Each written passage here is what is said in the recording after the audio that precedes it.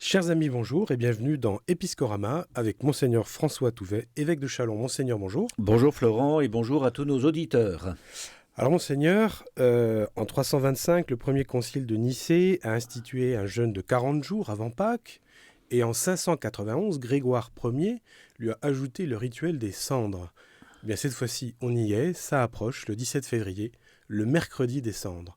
Qu'est-ce qu'on peut dire déjà sur cette journée si particulière et ce rituel ? C'est une journée qui marque donc l'entrée en carême, qui est un temps d'entraînement spirituel. Dans l'Antiquité chrétienne, vous l'avez rappelé, la préparation à la fête de Pâques était réduite à quelques jours à peine.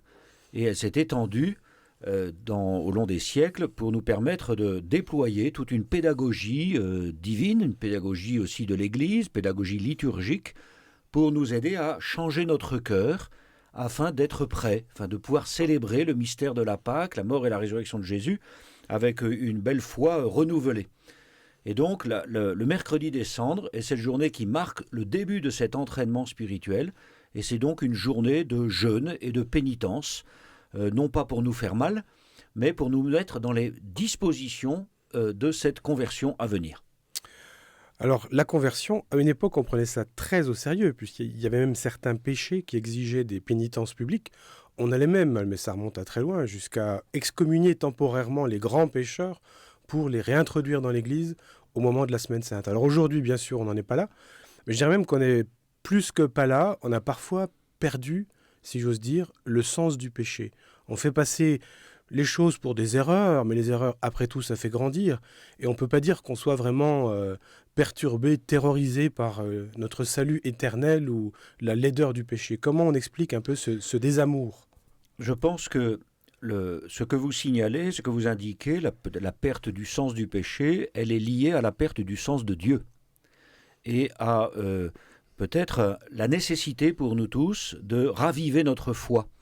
Et il me semble que justement le rite de l'imposition des cendres, qui peut être accompagné soit de la formule « Souviens-toi que tu es poussière et que tu retourneras à la poussière », nous rappelle justement, enfin ça c'est la première formule, la deuxième « Convertisse-toi et crois à l'évangile ».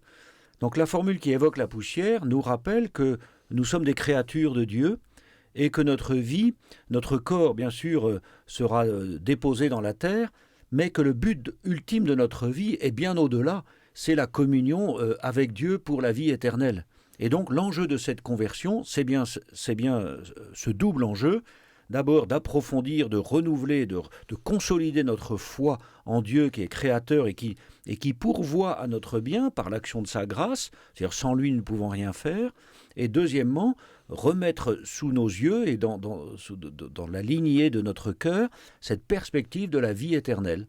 Du coup, apparaît cette urgence, cette nécessité de nous convertir, c'est-à-dire nous détourner de nous-mêmes pour nous tourner vers Dieu, le vrai créateur, l'auteur de la vie, et puis en même temps, apprendre à nous détacher des biens de ce monde, des biens terrestres, pour nous orienter vers la vie éternelle. Souviens-toi que tu es poussière et que tu retourneras à la poussière. Alors, au-delà de ces deux versets, tirés de la Genèse et de l'Évangile selon saint Marc, beaucoup de gens ont l'impression depuis un an de vivre une sorte de carême sans fin. Comment est-ce qu'on peut appréhender, s'approprier le carême dans une période telle que celle que nous vivons ? Alors l'an dernier, effectivement, le confinement est intervenu pendant le carême, presque sur la totalité du carême, et donc nous avions fait un peu l'analogie entre cette épreuve, qui est une vraie traversée du désert, avec toutes les difficultés de la solitude, du silence, mais qui mettent à l'épreuve notre foi. Et nous savons que nous avons été mis à l'épreuve. On a trouvé d'ailleurs des moyens pour entretenir la foi les uns des autres et prier ensemble. Alors, l'épreuve dure, l'épreuve dans la vie du monde, cette crise pandémique nous menace toujours, et il est important de ne pas se laisser endormir, je crois, de ne pas tomber dans une sorte de léthargie ou alors de pessimisme absolument radical qui nous conduirait à baisser les bras. Le combat spirituel, il est là, toujours le même. C'est celui de l'espérance, je crois, c'est celui de la foi à porter au monde, c'est celui de la charité à déployer les uns envers les autres. Alors, peut-être un moyen tout simple, c'est de alors que oui, nos assemblées sont toujours un petit peu limitées, que la possibilité de se réunir est quand même assez restreinte, puisque le couvre-feu marque notre vie quotidienne à partir de 18h et jusqu'à 6h du matin. Le diocèse propose un outil qui permettra à des petits groupes de chrétiens de se rassembler une fois par semaine pendant le carême pour progresser ensemble. En tout cas, ça rentre dans le cadre du projet missionnaire du diocèse et de mon appel. C'est vraiment un appel, c'est comme une demande que j'adresse à tous les fidèles du diocèse. Réunissez-vous par 4, 5, 6 personnes, des petits groupes, de façon très proche les uns des autres, entre voisins, connaissances, etc., non pas pour choisir les chants de la messe du dimanche, non pas pour préparer telle ou telle célébration de la Semaine Sainte ou se demander ce qu'il faut faire, non, pour vous aider mutuellement à vivre en chrétien, pour vous aider à vous convertir. Et le petit livret est là pour ça, avec une étape par semaine. Alors ce petit livret, il est dans le prolongement de la lettre pastorale Prophète de l'Espérance, qui elle-même est dans le prolongement de tous les textes récents de l'Église, du pape François, qui sont eux-mêmes dans le prolongement des textes d'Aparecida, de la conférence d'Amérique latine. Ce qui traverse tout ça, c'est le fait que pour qu'une vie chrétienne soit complète, elle a besoin d'avoir ces 5 dimensions. Oui, un peu comme 5 vitamines pour rester en bonne santé. Et ces 5 dimensions, ces 5 essentiels, nous ne les avons pas inventés, ils figurent de façon très très claire, très explicite, dans le chapitre 2 du livre des Actes des Apôtres. C'est la vie de la communauté primitive, et nous voyons apparaître ces 5 essentiels. Je peux les citer rapidement, puisque chaque semaine du carême sera l'occasion d'approfondir ensemble, en petits groupes, un des 5 essentiels, pour se demander comment on le vit, comment on pourrait le déployer davantage. Donc, le premier essentiel, c'est le fait de se former au contenu de la foi, de recevoir l'enseignement de l'Église, de savoir pourquoi nous sommes chrétiens, en qui nous croyons. Donc c'est l'approfondissement de la parole de Dieu et de tous les textes, de l'enseignement de l'Église à laquelle nous appartenons. Un deuxième essentiel, c'est la prière. C'est le fait de se tourner vers Dieu, de le louer, de le chanter, de lui demander pardon, de lui rendre grâce, d'écouter, de méditer sa parole, de célébrer les sacrements. Bien. Troisième essentiel, c'est le service du prochain. On ne peut pas être chrétien et mettre toute notre foi dans le Seigneur Jésus et accueillir l'Évangile sans le mettre en pratique. Il ne suffit pas de dire Seigneur, Seigneur, il faut encore écouter ma parole et la mettre en pratique. Donc le service du prochain, c'est vraiment l'Évangile en acte, dans la vie quotidienne. Que faisons-nous pour donner notre vie aux autres ? Quatrième essentiel, c'est l'annonce explicite de l'Évangile. Nous ne sommes pas là pour nous taire.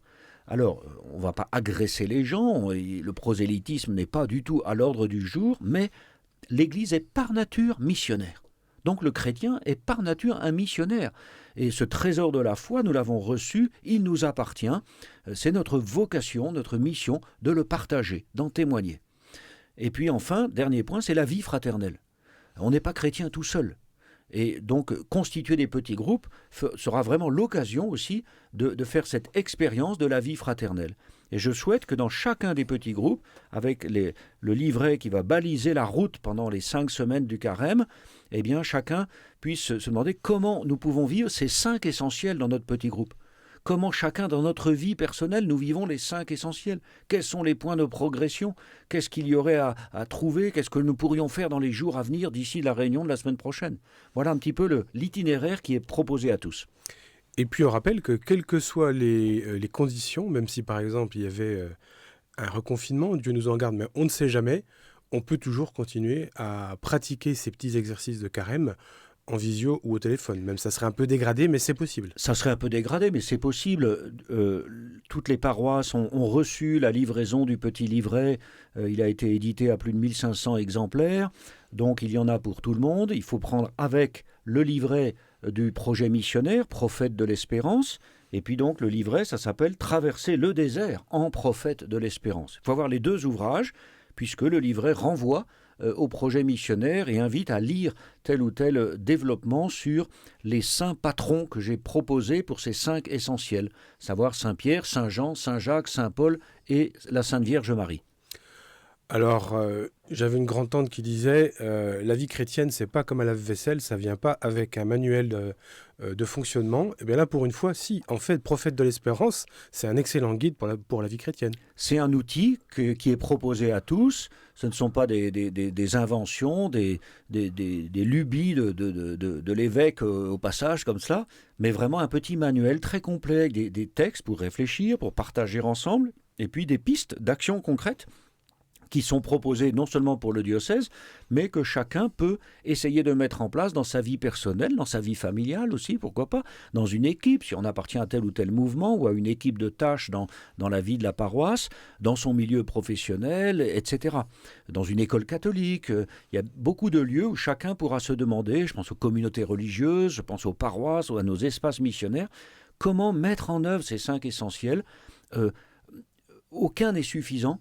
Aucun n'est suffisant en soi, mais tous sont nécessaires. C'est ça qu'il faut bien comprendre. S'il manque un des 5 essentiels, c'est toute notre vie chrétienne qui se trouve un peu comme bancale, comme blessée. Donc il nous faut essayer de faire grandir les 5 essentiels en même temps pour que véritablement nous enracinions notre vie dans toute la tradition de l'Église primitive. Alors, une question triviale que je pose chaque année, mais je sais qu'elle revient aussi beaucoup sur les réseaux sociaux. Remplacer le steak haché purée le vendredi par du brochet au champagne et riz aux 3 parfums, c'est pas du jeûne.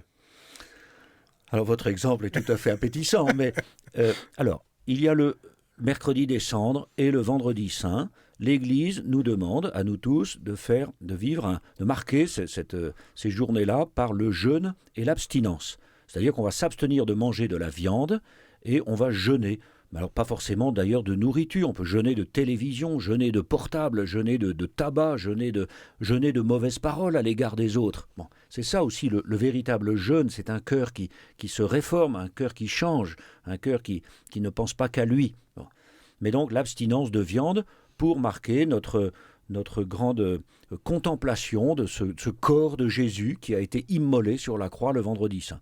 Donc il y a jeûne et abstinence le mercredi des cendres et le vendredi saint.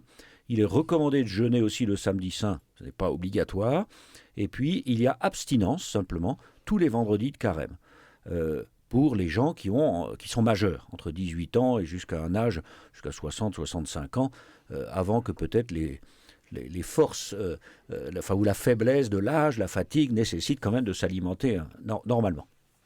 À cela, je crois, plusieurs exceptions, les voyages, les malades et les personnes qui ont des métiers de force, c'est ça ? Oui, bien sûr, il faut faire preuve de bon sens. La loi de l'Église n'est pas là pour nous empêcher de vivre et pour nous enquiquiner. La loi de l'Église, elle est là pour nous aider. Donc ne prenons pas cela comme du légalisme. Il ne faut pas, en tout cas, le vivre avec un esprit légaliste, comme des pharisiens, mais en découvrant vraiment l'esprit qui nous est proposé et en mettant en œuvre selon les conditions de notre vie, les conditions de l'épidémie aussi, du confinement possible, du couvre-feu, de la vie personnelle, effectivement, du travail, de la santé de chacun, de son âge, etc. Alors, il nous reste 1 minute pour évoquer un petit sujet. La proposition que fait le diocèse pour le carême n'est pas exclusive, il y en a d'autres. On en parlera sur les réseaux sociaux.